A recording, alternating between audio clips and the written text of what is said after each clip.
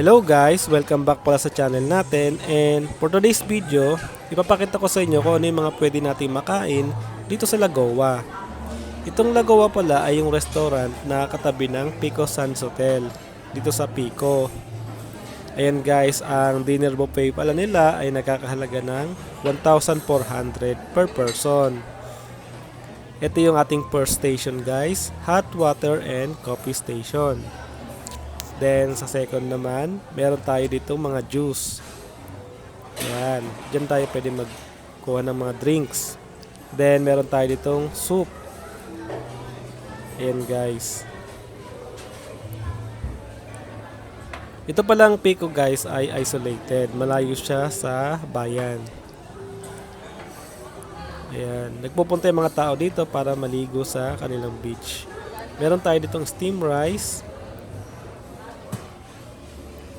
Meron din tayo ditong fried rice. Ayan guys. And then, yung ating fish, wala pa. I-refill pa lang nila. Then, meron tayo ditong mixed vegetable.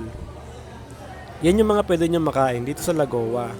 Yan yung example ng kanilang dinner buffet. Chicken bistec. Yan, para siyang chicken adobo.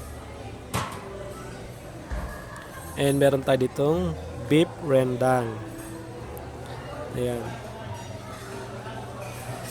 Marami-rami rin kayo pwedeng makain dito guys. Ikutin nyo lang yung kanilang mga food station. Ayan yung itsura ng kanilang dine-in. Pwede rin kayo mag solo order dyan kung ayaw nyo mag dinner buffet. Pwede kayong umorder ng bukod. Ito yung ating mga dessert. Ayan, seasonal fresh fruits. Then, meron tayo ditong vegetable, spring roll, lumpia. Ayan guys. Then, ayan, meron tayo ditong tokwat baboy. Ayan. Unlimited yan guys pagka nag-avail kayo ng unlimited buffet. Tapos ito naman yung ating mga gulay-gulay. Yung ating lettuce, salad, pang salad. Ayan guys.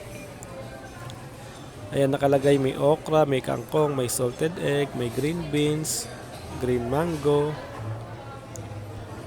Ayan. Ikutin nyo na lang to guys pagka nagpunta kayo sa Lagoa. Meron naman tayo dito mga dessert. Ayan, mga ube, bibingka. Meron ding cakes.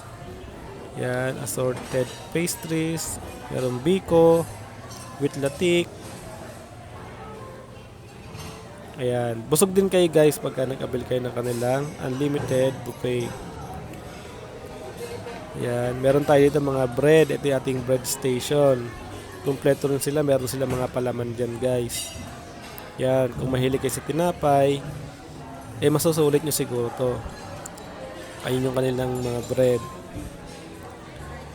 Yan.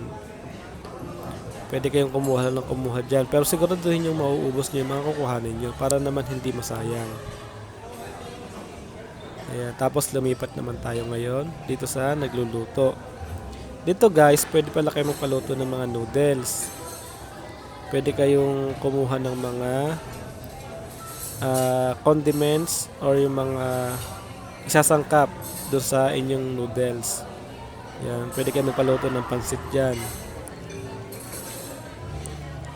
Ayan, marami yung nagkapaluto dyan. Yang binibidyo kasi natin ngayon, tapos na sila magpaluto. Yan, may mga gulay, may hipon. Yan, kayo na bahala guys kung ano yung gusto nyo ipalagay. Para siyang customized pansit. Ganyan guys. Dito ko natatapusin yung video natin guys, and sa mga nagnanais pumunta sa Pico Sands Hotel and kumain dito sa Lagoa, sana ay nabigyan ko kayo ng idea kung ano yung mga pwede nyo makain, kung sulit ba yung ating 1,400. Ulitin nyo na lang yung video natin kung gusto nyo makita muli yung mga pagkain. Ayan guys, siguro dito ko natatapusin yung video natin, and see you na lang sa ating next vlog. Bye!